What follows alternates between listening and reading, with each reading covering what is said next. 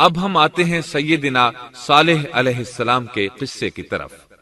دن گزرتے گئے اور لوگ ایک بار پھر ابلیس لعین کے وسوسے میں آ کر کفر کی طرف پلٹ آئے، کیونکہ ابلیس کسی بھی شخص کو وسوسے میں ڈالے بغیر نہیں چھوڑتا۔ اس طرح ایک بار پھر کفر پھیل گیا، چنانچہ اللہ نے ان کی ہدایت کے لیے صالح علیہ السلام کو مبعوث فرمایا۔ یہ سمود کے پوتوں میں سے ایک عربی نبی تھے۔ ان کا نسب نامہ اس طرح ہے: صالح بن عبید بن سیاف بن ماشق بن عبید بن حاضر بن سمود بن ارم بن سام بن نوح علیہ السلام۔ گویا صالح علیہ السلام کا تعلق قوم سمود سے تھا، اور یہ قوم عاد کی نسل سے تھی۔ سمود کی قوم نے یمن کو خیر باد کہا اور جزیرے سے شمال کی طرف منتقل ہو گئے، پھر وہاں ہجر نامی ایک بستی میں جا ٹھہرے۔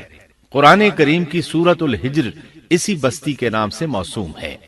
قوم عاد کا تذکرہ سورۃ الحجر کے علاوہ سورۃ الاحقاف اور سورہ ہود میں بھی ہے۔ اللہ تعالی سورۃ الحجر آیت 80 میں فرماتے ہیں، اور ہجر والوں نے بھی رسولوں کو جھٹلایا۔ ہجر قوم سمود کا مرکزی شہر تھا۔ اب وہ مدائن صالح کے نام سے مشہور ہے۔ یہ شہر مدینہ منورہ کے شمال مغرب میں 380 کلومیٹر کے فاصلے پر واقع ہے۔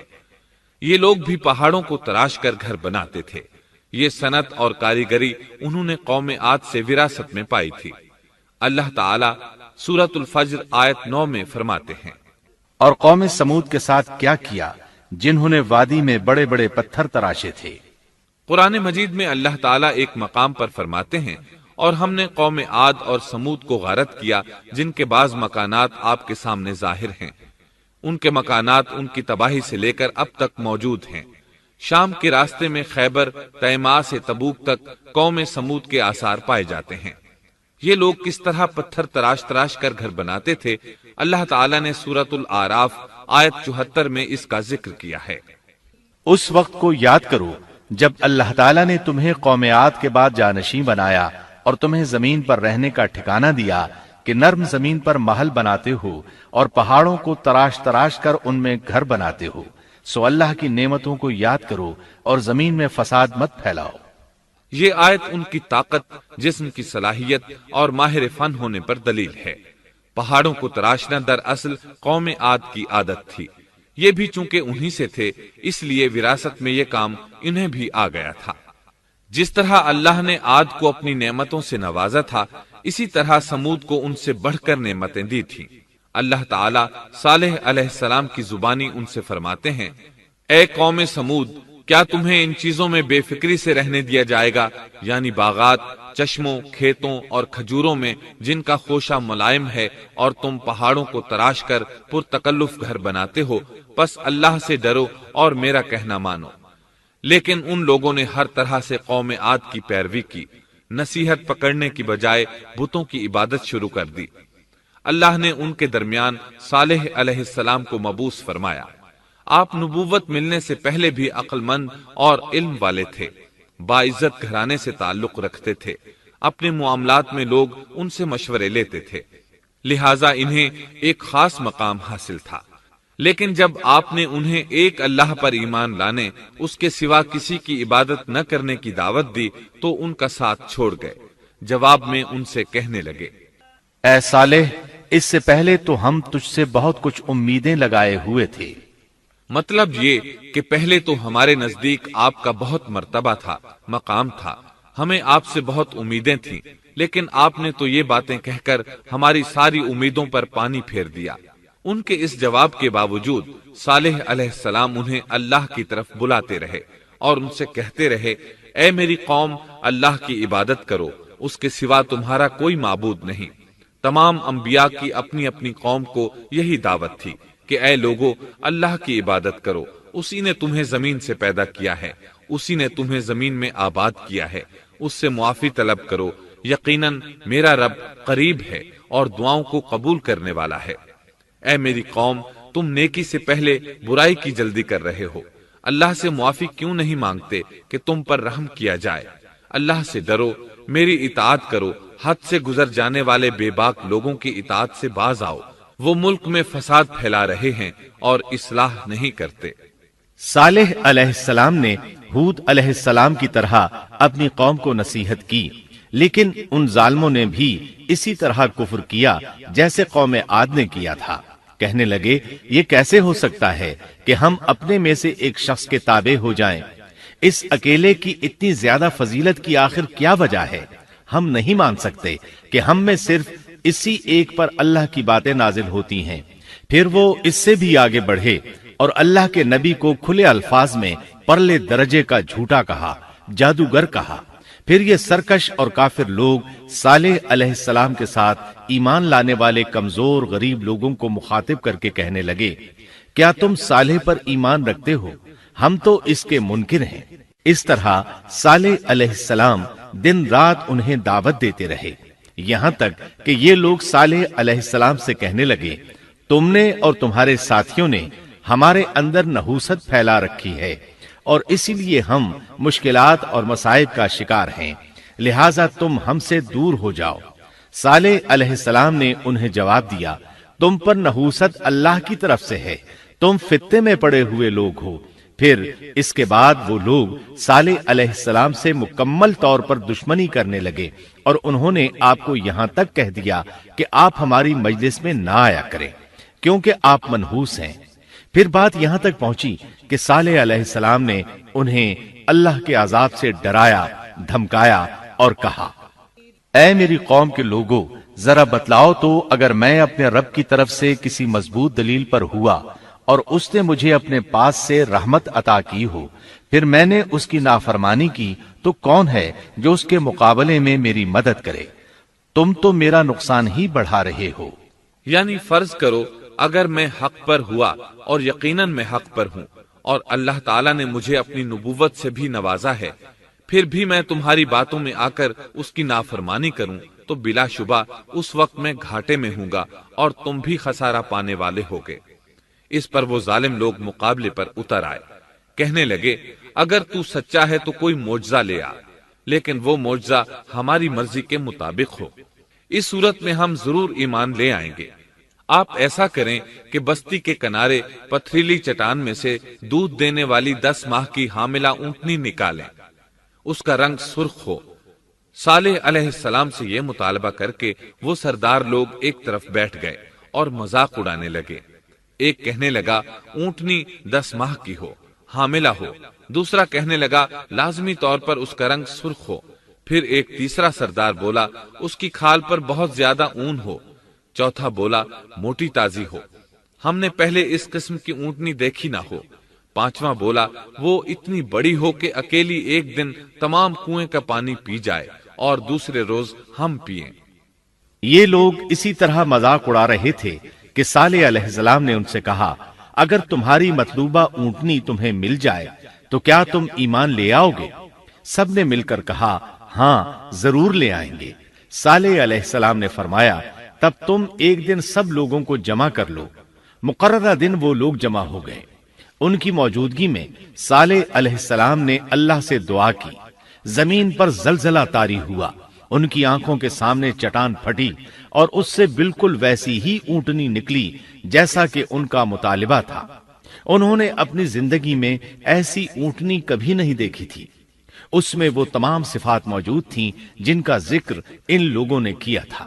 اللہ تعالیٰ صالح علیہ السلام کی زبانی سورہ ہود آیت 64 میں فرماتے ہیں، اے میری قوم، یہ اللہ کی بھیجی ہوئی اونٹنی ہے، یہ تمہارے لیے ایک معجزہ ہے، اب تم اسے اللہ کی زمین میں کھاتی ہوئی چھوڑ دو اور اسے کسی طرح کی تکلیف نہ پہنچاؤ، ورنہ فوری عذاب تمہیں آ پکڑے گا۔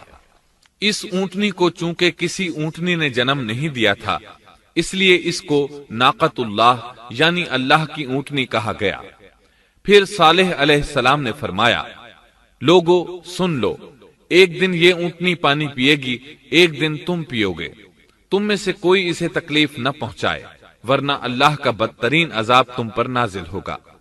سورۃ القمر میں اللہ فرماتے ہیں، بے شک ہم اونٹنی کو ان کے لیے آزمائش بنا کر بھیج رہے ہیں، تم صبر کے ساتھ ان کے انجام کا انتظار کرو۔ اس نشانی کے ظہور کے بعد اللہ تعالیٰ نے صالح علیہ السلام کو مخاطب کر کے فرمایا، تم اب دیکھتے رہو کہ ان کا انجام کیا ہوتا ہے، ان کی سختیوں پر صبر کرو۔ ان سے کہہ دو کہ پانی پر ایک دن ان کا اختیار ہوگا اور ایک دن اس اونٹنی کا، خبردار کوئی زیادتی نہ کرے اور اس اونٹنی کو پانی پینے سے نہ روکے۔ سورۃ الشمس میں اللہ تعالیٰ فرماتے ہیں کہ ان سے اللہ کے رسول نے فرما دیا تھا کہ اللہ کی اونٹنی کی اور اس کے پانی پینے کی باری کی حفاظت کرو، یعنی اسے نہ تو پانی پینے سے روکو اور نہ ہی اسے کوئی تکلیف پہنچاؤ۔ اس معجزے کو دیکھ کر لوگ دو گروہوں میں بٹ گئے۔ بہت کم لوگوں نے صالح علیہ السلام کی پیروی کی، ان پر ایمان لائے، جبکہ اکثر لوگ پھر بھی اپنے کفر پر ڈٹے رہے۔ اللہ تعالیٰ فرماتے ہیں ان لوگوں نے خود معجزے کا مطالبہ کیا تھا، لیکن اس کو اپنی آنکھوں سے دیکھنے کے باوجود ظلم پر اڑے رہے اور کفر پر اصرار کرتے رہے۔ سورۃ الحجر آیت 81 میں اللہ فرماتے ہیں اور انہیں ہم نے اپنی نشانیاں بھی عطا فرمائی تھیں، لیکن پھر بھی وہ ان سے گردن موڑنے والے ہی رہے۔ اسی طرح سورہ بنی اسرائیل میں اللہ تعالیٰ فرماتے ہیں ہم نے قوم سمود کو نشان کے طور پر اونٹنی عطا فرمائی تھی، لیکن انہوں نے اس پر ظلم کیا۔ بلا شبہ وہ ایک واضح نشانی تھی، کوئی شخص یہ نہیں کہہ سکتا تھا کہ جادوگروں نے اسے پیدا کیا ہے۔ وہ اونٹنی ان میں موجود رہی، ان کے علاقے میں جہاں چاہتی چرتی، جب کنویں پر پانی پینے جاتی تو سارا پانی پی جاتی۔ وہ لوگ اس کا دودھ پیتے، دودھ سب کے لیے کافی ہو جاتا۔ ان کی آنکھوں کے سامنے اس نے ایک بچے کو جنم دیا، وہ شکل صورت میں بالکل اپنی ماں جیسا تھا۔ لوگ اسے دیکھ کر تعجب کرتے، بچہ اونٹنی کے ساتھ رہتا، یہ ایک واضح نشانی تھی، اس پر جادو کا گمان کیا ہی نہیں جا سکتا تھا۔ وہ اونٹنی ایک عرصے تک ان لوگوں میں رہی۔ اللہ فرماتے ہیں ہم نے قوم سمود کو بطور نشان کے ایک اونٹنی دی تھی، لیکن انہوں نے اس پر ظلم کیا، حالانکہ یہ نشانیاں ہم لوگوں کو ڈرانے کے لیے ہی بھیجتے ہیں۔ وہ لوگ اس اونٹنی کو دیکھ کر متعجب ضرور ہوئے، لیکن ایمان پھر بھی بہت کم لوگ لائے، حالانکہ اس نشانی کے بعد انہیں چاہیے تھا ایمان لے آئیں۔ پھر ایک دن قوم کے سرداروں نے مشورہ کیا کہ اگر ہم نے صالح کو اسی طرح چھوڑ دیا تو کہیں لوگ ہمیں نہ چھوڑ دیں اور صالح کے پیروکار بن جائیں۔ اس اونٹنی نے تو ہمیں مصیبت میں ڈال دیا ہے، ہم پورا ایک دن پانی کو چھو بھی نہیں سکتے، کیونکہ یہ سارا دن پانی پیتی رہتی ہے۔ پھر یہ اس قدر دیو ہیکل ہے کہ اسے دیکھ کر ہماری بکریاں بھاگ جاتی ہیں، اونٹ اسے دیکھ کر خوفزدہ ہو جاتے ہیں، لہٰذا ہمیں چاہیے کہ اس سے چھٹکارا حاصل کر لیں۔ وہ آپس میں مشورہ کرتے رہے، آخر انہوں نے ایک آدمی منتخب کیا۔ مورخین کا اس پر اتفاق ہے کہ اس کا نام قدار بن سالف تھا، اس کے ساتھ اس کا ایک ساتھی بھی تھا۔ ان دونوں نے مل کر اونٹنی کو قتل کیا۔ اللہ تعالیٰ سورۃ القمر آیت 29 اور 30 میں فرماتے ہیں پھر انہوں نے اپنے ساتھی کو بلایا، تب اس نے ہاتھ بڑھایا اور اس کی کونچیں کاٹ دیں، پھر دیکھا ہمارا عذاب اور ڈراوا کیسا تھا۔ اس قدار کے بارے میں نبی کریم صلی اللہ علیہ وسلم کا ارشاد ہے کہ پہلے لوگوں میں سے سب سے زیادہ بدبخت یہی تھا۔ اللہ تعالیٰ نے قرآن مجید میں اس کا ذکر یوں فرمایا ہے فَنَادَوْا صَاحِبَهُمْ، پھر انہوں نے اپنے ساتھی کو پکارا۔ سورۃ الشمس میں اللہ فرماتے ہیں اِذِ انبَعَثَ أَشْقَاهَا، جب ان میں بڑا بدبخت شخص اٹھ کھڑا ہوا۔ یہ بدبخت قدار اٹھا، اپنے ساتھی کو ساتھ لیا اور اونٹنی کو قتل کرنے کے لیے تیار ہو گئے۔ آپس میں مشورہ ہوا کہ یہ نہ کہا جائے ہم نے اسے قتل کیا ہے۔ اس طرح باقی لوگوں نے بھی ان سے اتفاق کیا۔ اللہ تعالیٰ سورہ نمل آیت 48 میں فرماتے ہیں اور اس شہر میں 9 آدمی ایسے تھے جو زمین میں فساد کرتے تھے اور اصلاح نہیں کرتے تھے۔ مطلب یہ کہ یہ لوگ فساد کی انتہا کو پہنچے ہوئے تھے، ان میں بھلائی نام کو نہیں تھی اور نہ ان کا فساد کی اصلاح کا ارادہ تھا۔ بخاری، مسلم اور مسند احمد کی ایک حدیث میں ہے رسول اللہ صلی اللہ علیہ وسلم نے ایک بار اپنے خطبے میں اس اونٹنی اور اسے مار ڈالنے کا ذکر فرمایا۔ آیت اِذِ انبَعَثَ أَشْقَاهَا کی تلاوت کرتے ہوئے فرمایا کہ جیسے ابو زمعہ تھا، اسی جیسا یہ شخص بھی اپنی قوم میں عزیز، دلیر اور بڑا آدمی تھا۔ تمام لوگوں نے اس بدبخت کے ساتھ عہد کیا اور اسے یقین دہانی کرائی کہ اگر تمہارے ساتھ کسی نے برائی کا ارادہ کیا تو تمام قوم تمہاری حمایت میں اٹھ کھڑی ہوگی۔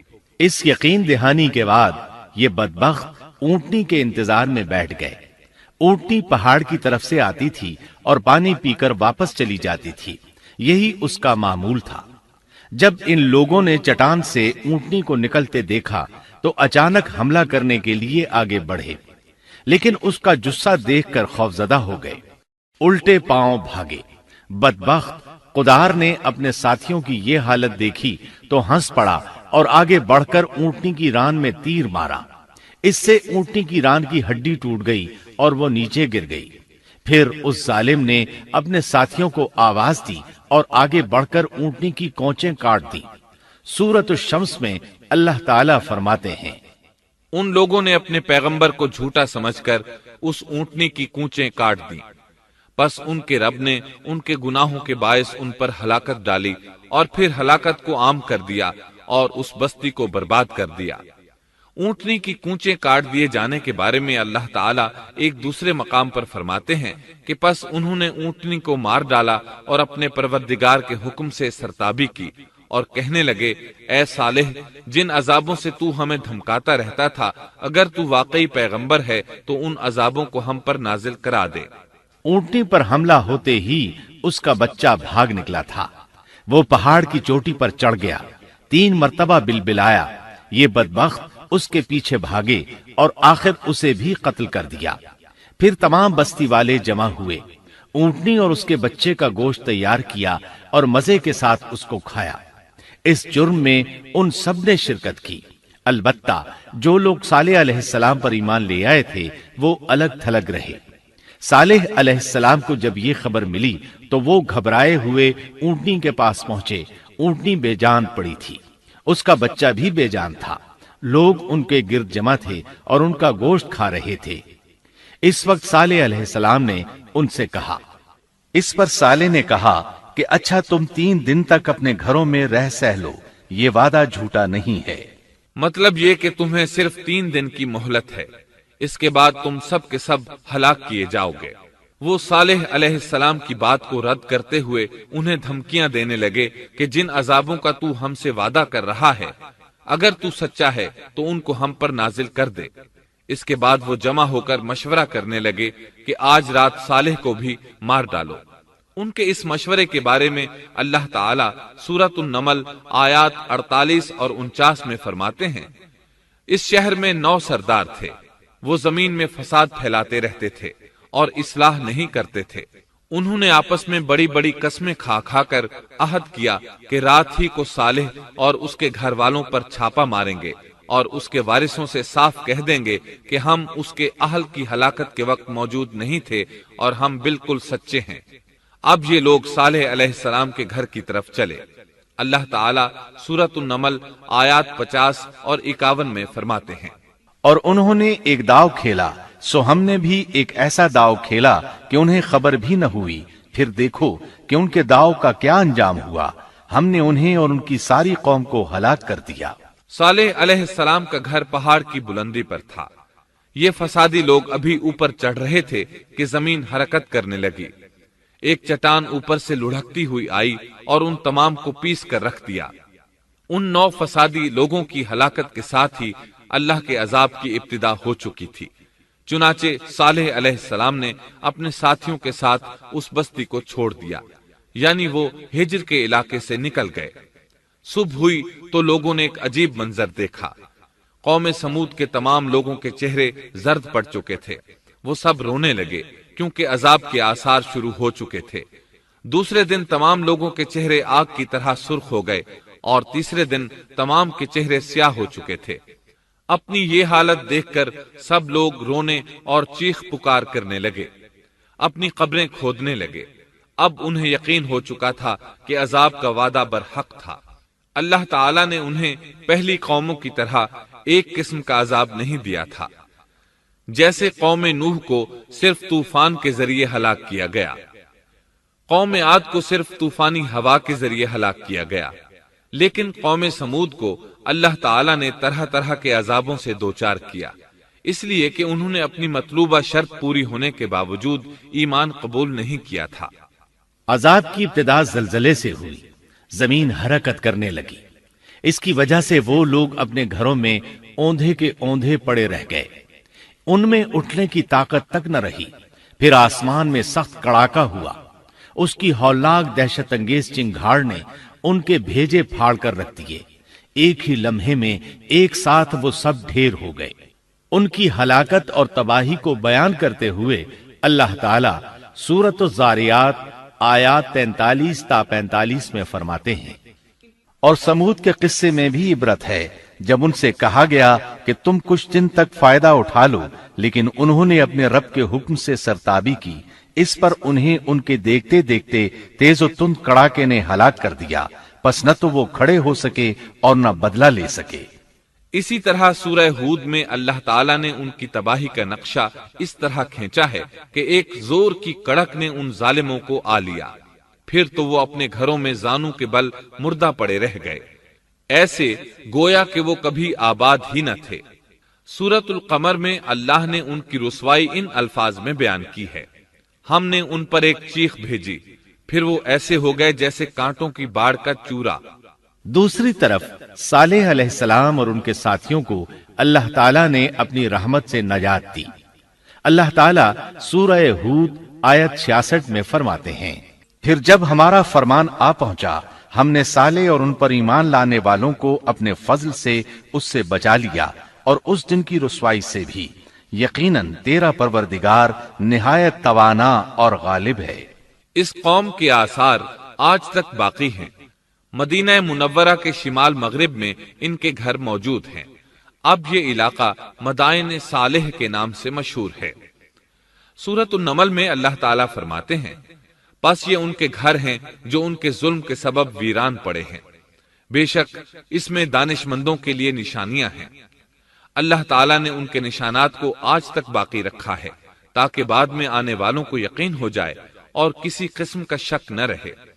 عذاب کے آثار نمودار ہونے پر صالح علیہ السلام نے ان سے فرمایا تھا، اے میری قوم، میں نے تمہیں اپنے پروردگار کا حکم پہنچا دیا تھا اور میں نے تمہاری خیر خواہی کی، لیکن تم لوگ خیر خواہوں کو پسند نہیں کرتے۔ اس کے بعد صالح علیہ السلام اپنے ساتھیوں کے ساتھ وہاں سے ہجرت کر کے فلسطین آ گئے، وہیں رملہ نامی بستی میں رہنے لگے اور یہیں آپ کی وفات ہوئی۔ نبی کریم صلی اللہ علیہ وسلم صحابہ کرام رضی اللہ عنہم کے ساتھ تبوک تشریف لے گئے تو آپ نے مدائن صالح کے قریب قیام فرمایا تھا۔ صحابہ نے ان کنووں سے پانی لے لیا جو قوم سمود کے استعمال میں رہے تھے، کچھ برتن بھی وہاں سے لے لیے۔